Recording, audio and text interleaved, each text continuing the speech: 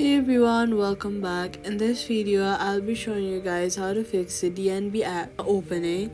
First, check your internet connection and make sure that it is stable. Then try switching between Wi-Fi and mobile data to see if the app opens normally. Next, swipe up from the bottom of your screen, look for DNB, swipe it away, closing it completely, wait for a few hours and reopen it. Then, temporary glitches can sometimes stop the app from launching, so closing your app completely might fix it. Then, restart your phone to refresh the system and remove any temporary issues that may affect the app. If the app still does not open, long press on the DNB app icon, remove app, delete app, then delete the app. After deleting it, go to the App Store, search for DNB, and then reinstall the app from there.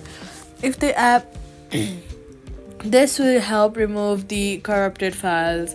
That's how you fix the DNB app not opening. Do not forget to subscribe.